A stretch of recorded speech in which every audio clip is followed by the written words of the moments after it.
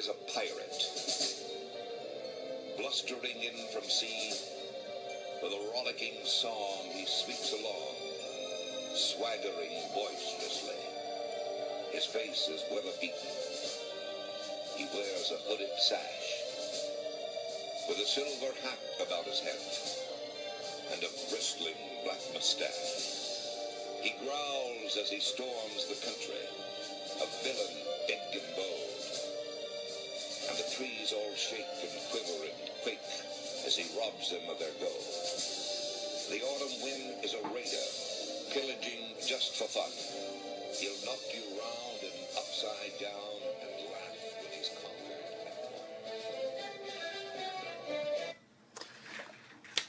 won. Hey, hello. Good evening, everybody. What's up? Welcome to the Hardcore Challenge Live draft special. Going to do a little draft breakdown. Shouldn't take very long. Obviously a lot shorter than last night's, but I wanted to get a lot of that information archived and on tape on the first one, so that's why I kind of went a little long. So I'll try to keep this a little shorter this evening. But there are some key points we want to break down about the draft. Just want to do a little draft history of previous number one picks. Break down the draft order. I mean, obviously the first round, which most people is the really the hinge pin to a great draft, is that good first number one pick. Was some draft trades. Trades last year that involved draft picks, which will implicate some of the first rounds. So I want to go over that and a few other things. So obviously I am Ben Klein. I'm the commissioner of the Hardcore Challenge, and like I said, let's get into it. Wanted to go through, just recap for kind of fun the previous number one overall picks in the Hardcore Challenge, picks that had happened in the past. Our first draft when we had 20 owners was 2010. Actually, it was we had several female owners in the league at that time. Mandy was in our league, and she drafted Drew Brees with the first overall pick. That was coming in with no keepers, the number one pick out of everybody you could have chosen that year in 2010. And she took Drew Brees, and she didn't even do very good, even having Drew Brees. In 2011, this was kind of a funny pick. 2010 was the first year we had keepers, so we had to keep 3 keepers coming into 2011. J-Dub Donkey Punch had just joined the league, and his first pick overall, he had the first number one overall pick, and he chose Kyle Orton of all people, which I thought was interesting.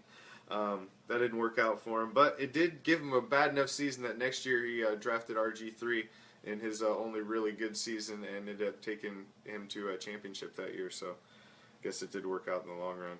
In 2012, it was we had stepped up to 4 keepers, and Ben Roethlisberger was the first pick off the board by Jeff, who was an owner that is no longer in the league. And then in 2013, when we'd stepped up to 5 keepers for the first year, yours truly drafted Torrey Smith.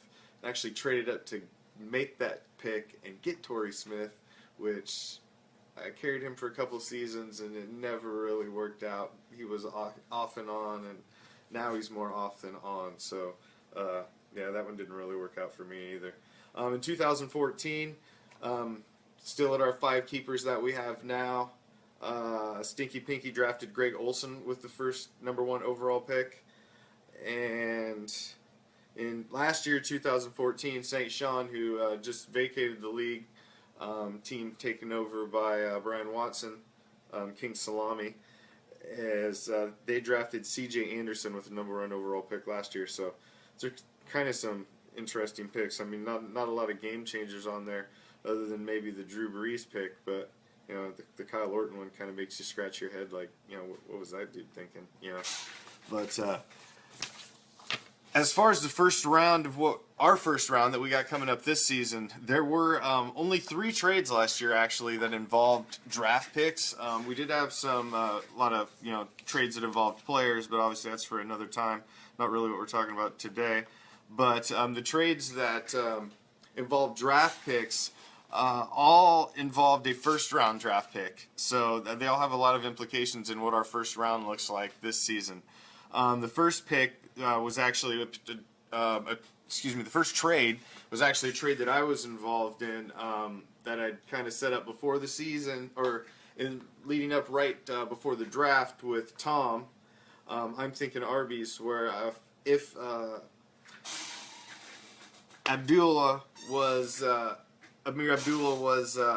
available when it got to him, and he drafted him, I was going to trade him my first, third, and fifth after the draft was over, which is what we ended up doing. Obviously, he was kind of ended up being a bust for me, but I did pair him with Colin Kaepernick later and turned him into Carson Palmer. So I can't say that was a terrible bust, because I'm going to ride Palmer this year out of the gate, and hopefully maybe picking up some other action in the draft or something for backup. Maybe some, I always seem to draft rookie quarterbacks, select rookie quarterbacks. The next pick was also shortly right as the season started, was another draft pick trade between Beaver Street Roar and Des Cottet, where Des Cottet sent DeMarco Murray in a trade for Dexter McCluster for a first and second from Beaver Street Roar, in a trade, for later round picks from Des Cottet. So Des Cottet jumped up and grabbed him a first and a second, which was a big move. And then the last one, which was right before the trade deadline, which Bison Broncos picked up D'Angelo Williams from Des Cottet, who again grabbed another first-round pick from Bison Broncos. It turned out to be a good move for Bison Broncos. I mean, they went ahead, they won the Super Bowl that year, so you can't say that was a bad move right before the playoffs. That looked like it, paid dividends.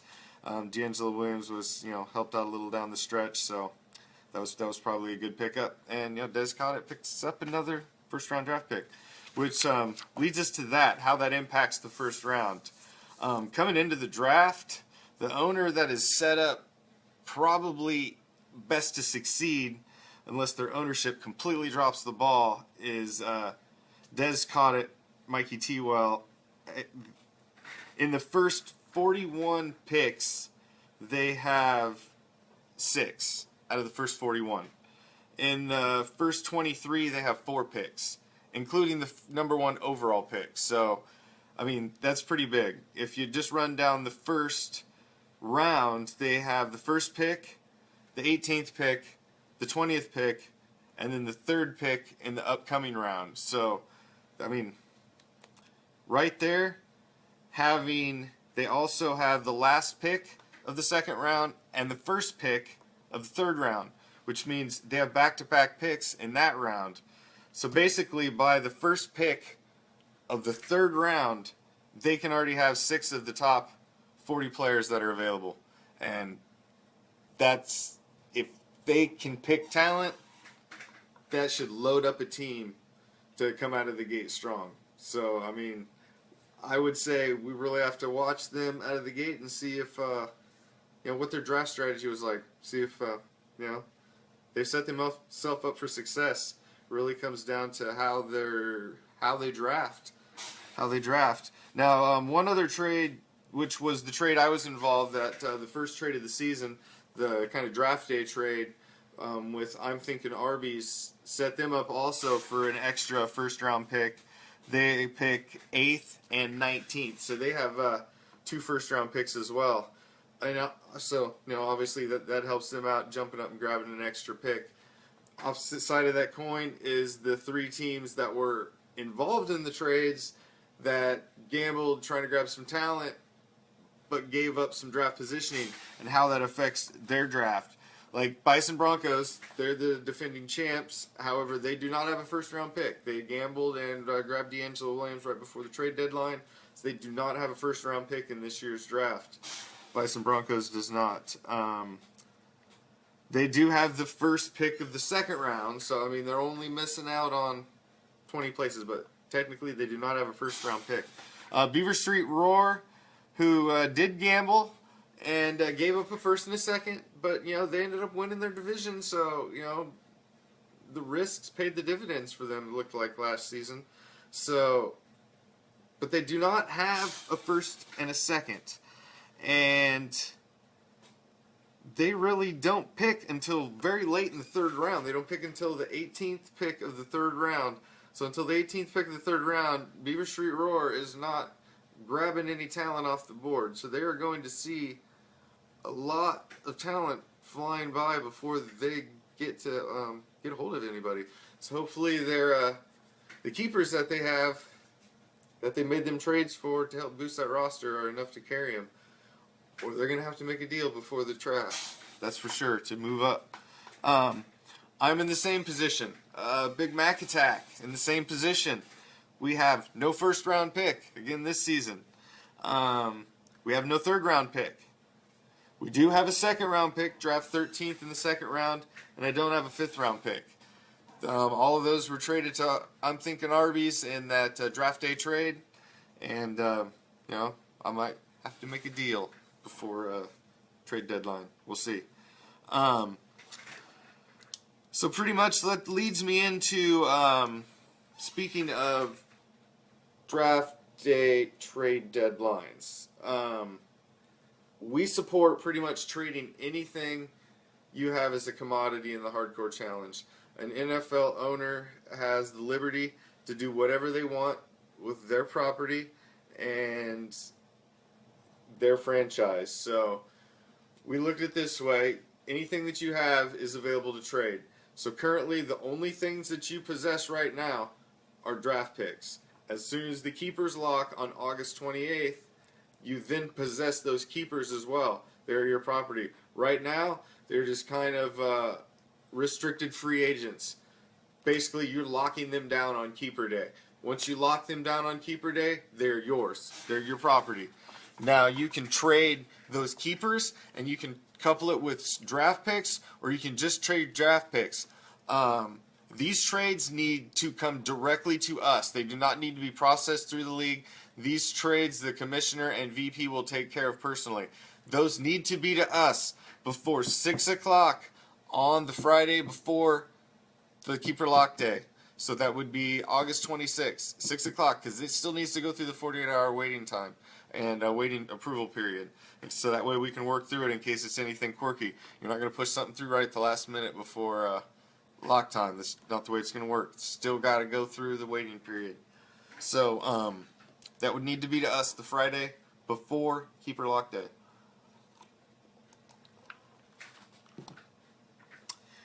But like I said, draft picks, keepers, anybody like any of those combinations you want to trade, try and move up, we're absolutely going to support it. We're going to support every chance you can try to give your team an advantage. If you want to gamble, by gosh, we'll let you, man. We'll let you. Just want to bring up, I guess, one little key point. Ben Stinky Pinky brought up a point of emphasis. We had, little controversy with the way the tiebreaker rule worked out last year. We've always, fantasy points have always been king, but I completely understand his position on the head-to-head. So we're going to table that, but we are going to talk about that on Tuesday. I'm going to add that in, and want to put a little more thought into that before we talk about it. But I did want to note that we're going to talk about that on Tuesday. Did want to recap the vice president race right quick. We've got Tom, our incumbent, Matt, who's been a two-time VP before, Beaver Street Roar, Stinky Pinky, Ben, former champ, and Donkey Punch, J-Dub, former champ, who's never ran before. Those four are running. The poll is up on the league homepage on NFL.com. You go down on the bottom right-hand corner. Go down there, cast your vote.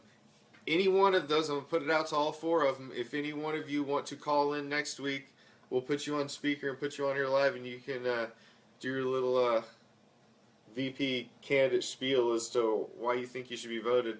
If I see that there's already been a quarter of the votes in the league cast already, so you're only trying to pull in one of these last 3 quarters, last 15 votes that are still out there. 5 have been cast, 15 are still floating till all are cast, or August 28th hits, whichever hits first. Pretty much, that's about it. Is there anything you guys want to discuss before we wrap up? Comment. I'll give you about 10-15 seconds. I know you guys can type pretty fast, so if there's anything you want to bring up before we get off, we'll close the show. But the next one's going to be Tuesday, 10 o'clock. Like I said, we're going to discuss the rule, the tiebreaker rule. I've got some other points I want to bring up. So, guess that's about it, guys. Till next time, Tuesday, 10 o'clock Eastern Time. Got a lot of stuff we need to go on. Good luck. Game on. Hardcore Challenge 2016.